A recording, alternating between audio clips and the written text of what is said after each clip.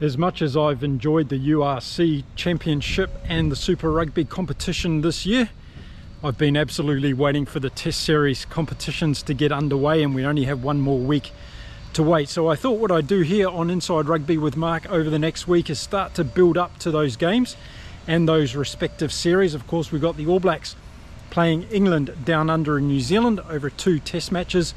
We've got Ireland going to South Africa to play the Springboks over 2 Test matches. And we've got Wales going to Australia to play the Wallabies over 2 Test matches. So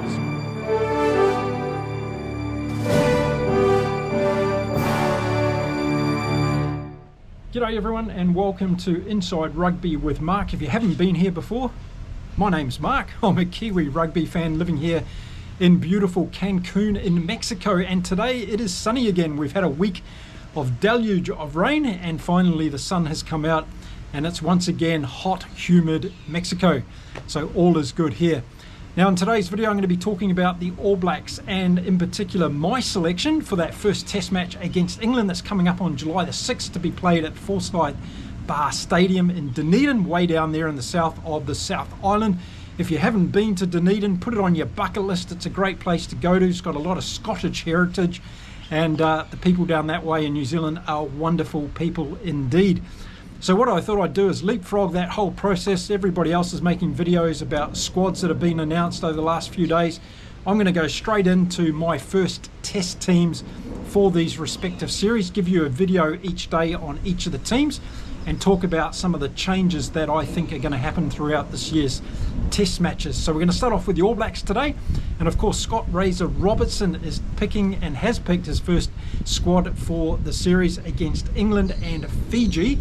And of course, don't forget the All Blacks are going to be flying off to San Diego after the English Test Series, and they're going to be taking on Fiji at the Snapdragon Stadium. Wonderful name, isn't it, that one, in San Diego. And I think with Robertson coming in as the head coach of the All Blacks and his new coaching group as well, including Scott Hansen, a famous player from Canterbury Crusaders he played for, but he's a fantastic human being, Scott Hansen, and he's going to be adding a lot to this All Black team over the next period of time, that's for sure, as assistant coach. So watch out for his impact on this team. It's not all about Razor Robertson. Now I think the year for the All Blacks is going to be broken up into 3 different segments. I think we're going to see a team that's going to be selected for the games against England, 2 Test matches in New Zealand, and then off to San Diego to play against Fiji. And we're going to have a re-evaluation of how that team and how that squad actually performed. And I think on the basis of that performance, we're going to see then a team and squad selected for the Rugby Championship. And once again, once that's completed, we're going to see a team that's selected for the Autumn Series and for the All Blacks to head off into Europe and the UK at the end of the year. So I think that's what's going to happen around the mentality and the philosophy of picking this particular All Black squad. And the reason I say that is because as we go through the team today that I've selected for the first test, there'll be a number of players that haven't been selected, and therefore these players are going to get an opportunity, I'm sure, later in the year. If you looked at the widest squad of the All Blacks, you'll be talking about people like Satutu and maybe Plummer from the Auckland Blues, who weren't included in this particular squad. And of course we've got a number of players also that are currently out through injury, Will Jordan being one of those, Cam Roygaard another one, and Taki Aho as well. So those players weren't even in the mix to be selected for this first squad to play against England and to go and play Fiji in San Diego. So with all that in mind, I think one of the things that we need to have a discussion around for the All Blacks this year is the depth of talent. And a lot of people have been saying, quite rightly so, about the incredible depth in Springbok rugby and in South Africa rugby. Well, I feel the same is the case in New Zealand as well. We have a lot of great players. You've only had to watch some of the Super Rugby games this year and you can see the depth across many different positions. And I think the All Blacks are going to be a little bit blessed this year because they've got a lot of great players in certain positions. Some people are saying they're a bit shallow on other positions. I'll get to that point soon. But I think the All Blacks are blessed with the depth of players that they've got in their squad selection.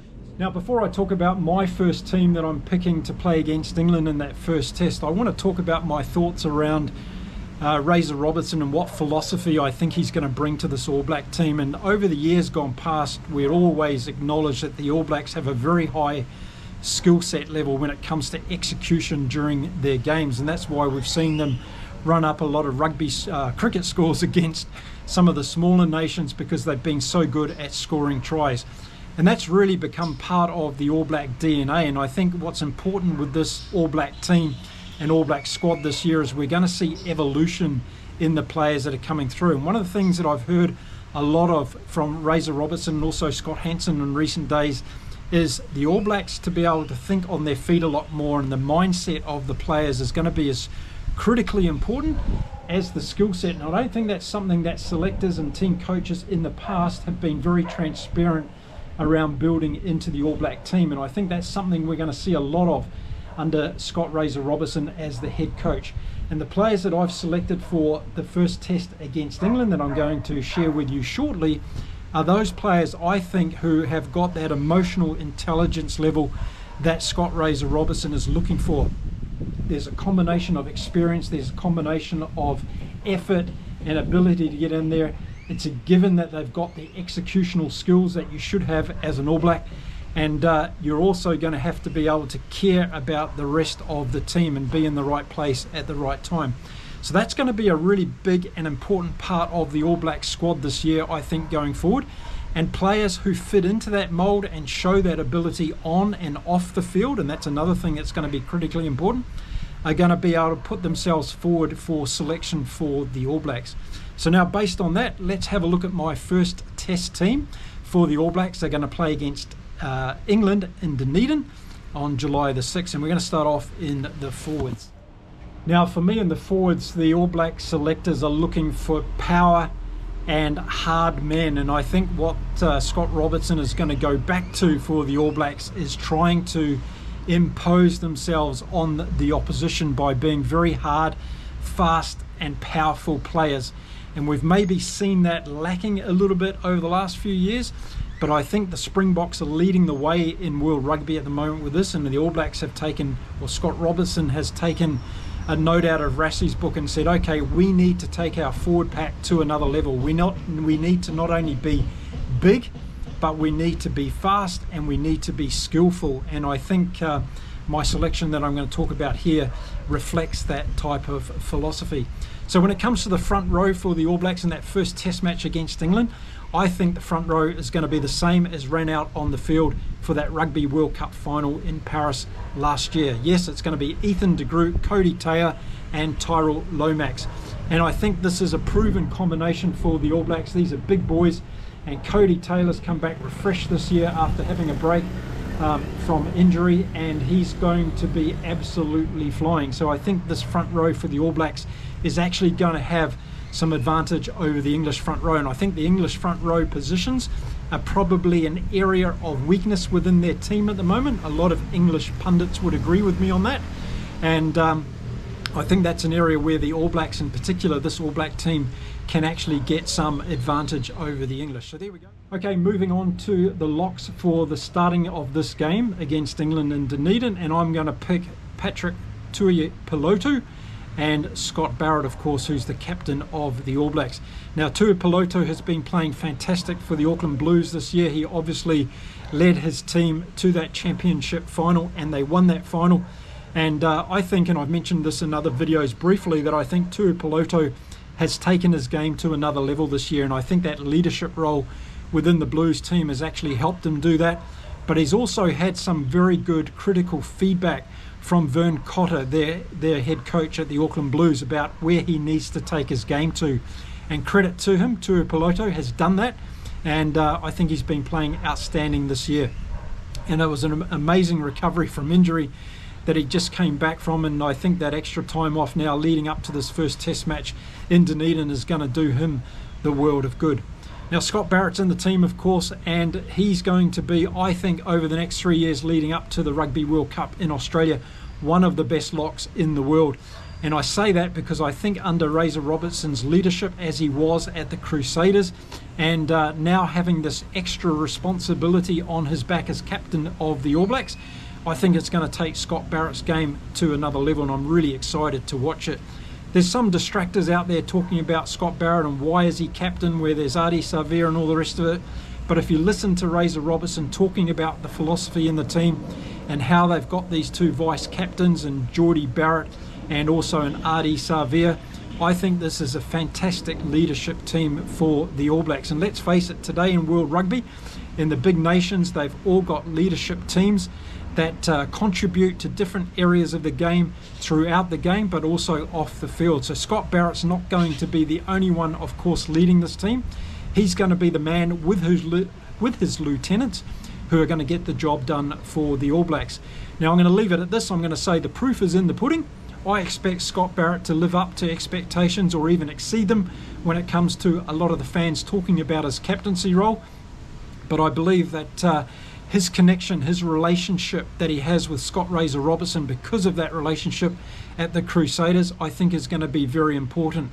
They talk about the respect they've got for each other, the transparency, and the ability they have to be able to have those tough, honest conversations. And I think that's critical for a head coach and a captain to have in any rugby team. So I'm looking forward to how that relationship is going to develop to the next level and how Scott Barrett's game is going to be reflective of that new responsibility. Now let's have a look at the two flankers I've selected for my first test team for the All Blacks. And I'm going with Sapini Finau and Luke Jacobson. And the reason I'm going for these two guys is what I mentioned earlier in the video.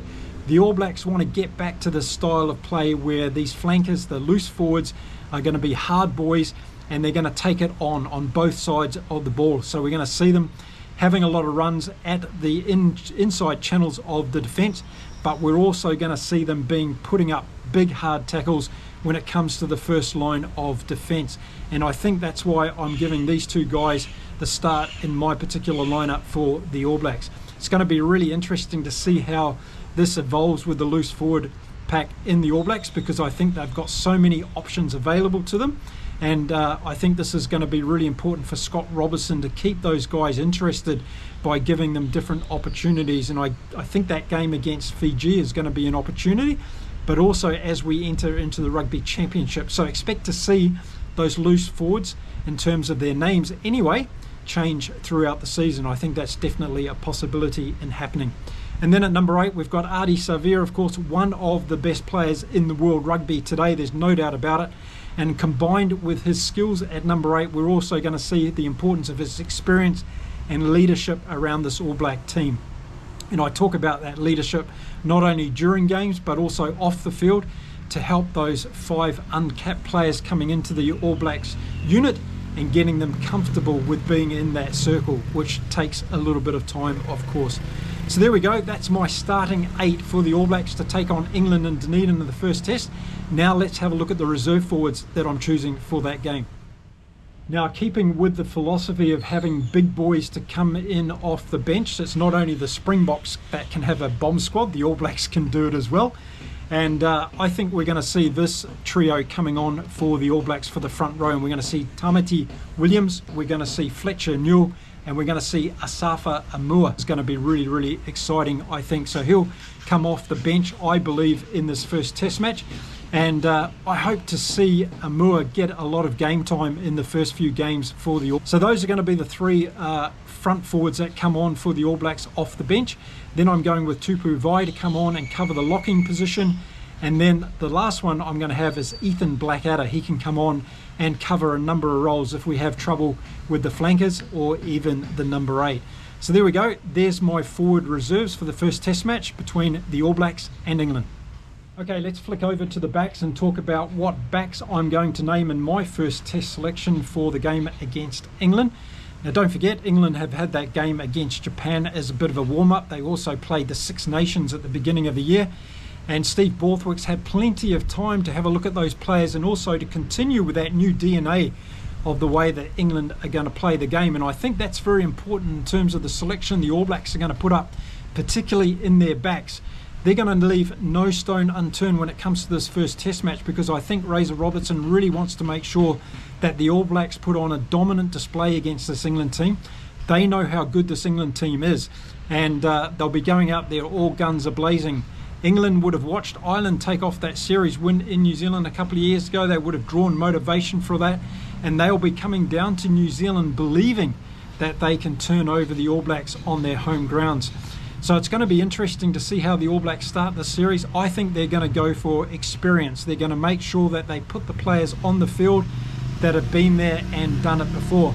So when we look at my back selection, I think it's pretty reflective of that philosophy. So we start off at fullback, and it's going to be Beauden Barrett for me at number 15. Even though he's talked about wanting to have us for that 10 jersey this year, I think the boys at Razor Robertson are going to take some time to look at how that unfolds. And I think Beauden Barrett's going to start this year's campaign off at number 15. And then on the wings, we can't look beyond Mark Talia and Sevu Reece at this stage, both playing fantastic rugby this year so far in the Super Rugby series, and two of my favourite wingers in world rugby. And I just love the way Mark Talia plays. I put it in every video I talk about the All Blacks, and he's so hungry for the ball all the time. You'll find him often at the base of rucks, wanting to get in there and pick up the ball and go for those darting little runs that really make a difference for the All Blacks. So those will be the two wingers for me. And then inside, we look at the centre pairing in this first game, and I think it's going to be Rieko Ioane along beside Jordie Barrett. Again, going with experience in this first game, and I think Rieko Ioane is going to be given his opportunity here to really prove to the selectors that he's up for the centre role, because there's some very strong contenders knocking on the door. And I'm talking, of course, of Anton Leonard-Brown, and I'm also talking, of course, of Billy Proctor, who's been selected in this greatest squad for the All Blacks. So I think Ioane has to really put in a good game both sides of the ball. And then we've got Jordie Barrett, and we all know how good he is, so expect him to continue his stuff for the All Blacks. Okay, so keeping with my philosophy of experience, the 10 and 9 are picking themselves at this stage. It's Damien McKenzie. He had a fantastic series for the Chiefs this year. Even in that losing game against the Blues, he was fantastic. He was really trying to motivate his team. He was looking after his players when they were looking down and demotivated. And I think that's one of the things that Scott Hansen, who was in charge of picking the 9 and 10 for this All Black team, was really focused on. He wants to see a player that's doing all those things off the ball that are going to be vitally important for the All Blacks as they build into this new evolution of their team. So Damien McKenzie gets the nod for me at number 10, and we'll have to wait and see how he goes, because I think there's still a lot of thought around Beauden Barrett and Damien McKenzie and just alternating those two positions. So I think McKenzie will get the nod at number 10. And inside him at number 9, we're going to see TJ Perenara, who's played over 80 caps for the All Blacks. And I think once again, coming down to experience, I think Perenara has also been told that he has to show why he should be continually selected as an All Black halfback, and he's got a lot to prove. So he's been chosen on form, not only because of his experience in the All Black jersey. We all know he's been through a rough patch for the last few years, but TJ Perenara is in there because of the way that he's been playing for the Hurricanes, and I expect him to be able to add a lot of solidarity to those inside backs and also moving the forwards around the field.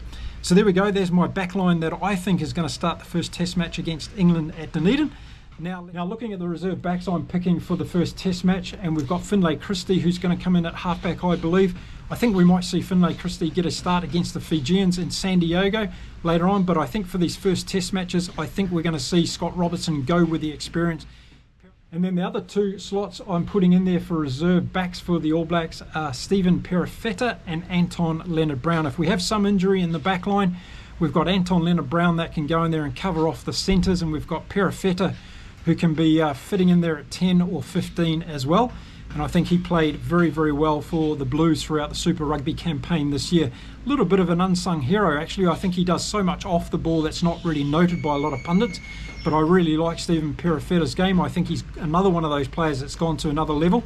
And I think he deserves an opportunity to come off the bench for the All Blacks in this first Test match. So there we go. That's my selection for the first Test. Let me know in the comments what you think. If I've missed a player out that you would have in there, tell me who it is, and tell me why you would have them selected over the players that I have particularly chosen.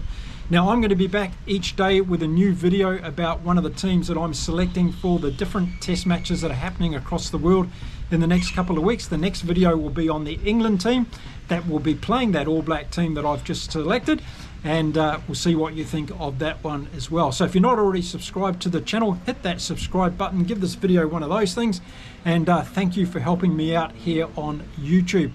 I'll be back again soon with some more content. Let me know whereabouts in the world you're watching my channel from. I'm always interested to know where the rugby fans are tuning in from, so let me know that down below as well. And I'll see you all again really soon in the next video. Until then, stay well, stay safe, and keep enjoying your rugby. It's time to say adios from beautiful Mexico. Bye for now.